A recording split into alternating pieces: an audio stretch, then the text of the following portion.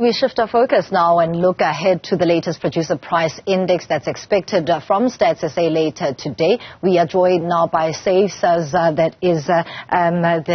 SEIFSA's current stakeholder relations indicator there, and an individual from the SEIFSA, and that is Tafadzwa Chibanguza, joining us this morning on the line. Thank you so much for your time, Tafi. I think let's first talk about what is expected from this latest reading. Morning, Dumisang. Thanks for having us. Look, I think from this latest reading, where the consensus right now is an easing on the PPI front. That easing is largely driven by the fact that the increases that we've seen in the headline PPI up to about 18% was, which is the last reading, right, was largely driven by cost push factors. And in a deteriorating environment, both globally and economically, globally and domestically on the economic front, what we are seeing is that you can only push that cost push inflation so much. So the consensus right now is a deceleration to about 17.5%. That's the general consensus view. What we'll really be monitoring is that easing in the inflation pressure and the degree to which it's easing, which will then confirm all our other assumptions around the deteriorating environment and the ability to push through the inflation. And what impact is this likely going to have, Tafadzwa, as we've seen that ultimately the costs do get pushed over to the consumer, and currently in South Africa, the consumer remains under intense pressure?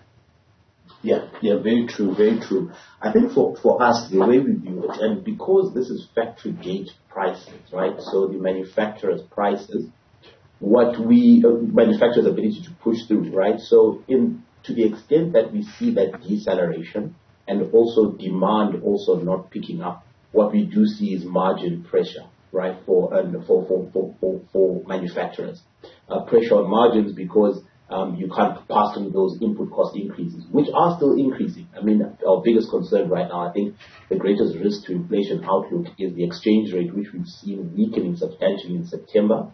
So we do think that pressure will remain in September, as well as energy costs. And largely for those who are running alternative sources of energy, you've got cost pressures as much as 4 times the ESCOM rate is the rate that companies will be paying just to run alternative sources in the form of generators. So we do see it from a manufacturer's point of view in increased margin pressure, which naturally threatens the sustainability of manufacturers. And the latter has become a critical and new development in terms of challenges within the manufacturing sector. What then is the impact of high uninflation as we sit in current day South Africa on manufacturing? Yeah, and it's the type of inflation. That's the issue, Dumisang. The type of inflation that we've seen is, as I've mentioned already, cost push. So it's from input cost increases, right? And in a deteriorating environment where there's not sufficient demand or economic activity to push that inflation through into or to offset it or to dilute it into production activity, again, what you do see is that pressure on manufacturers. So ultimately, that's where you see then businesses looking for ways to cut costs, and unfortunately, that's often on the employment line. And with our unemployment rate at the stage, that's just something that is devastating for the country. And briefly, where do the solutions lie? Because the load shedding issue is not going anywhere anytime soon. Yeah.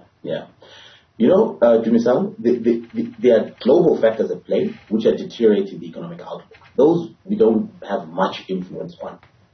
Domestically is where we have the opportunity to at least attempt to resolve. And I think the biggest economic constraint, the biggest binding constraint right now is on the energy crisis. And now more than ever, what is needed is almost a dogmatic approach to trying to find a solution, especially around energy crisis, because that's ultimately also what's affecting demand in the economy, and then also the reason why input costs are increasing as businesses look for alternatives. So really, I think right now the primary solution that we should be looking at right now is resolving the energy crisis. And a lot of that right now, as we've often said repeatedly, is in increasing the rate of private sector participation, at least in the energy space for now, because I think that's the binding constraint that we are all faced with right now. Tafadzwa Chibanguza, who is COO at SEIFSA there. Thank you so much for your insights in that preview on what's expected from the PPI data from Stats SA later today.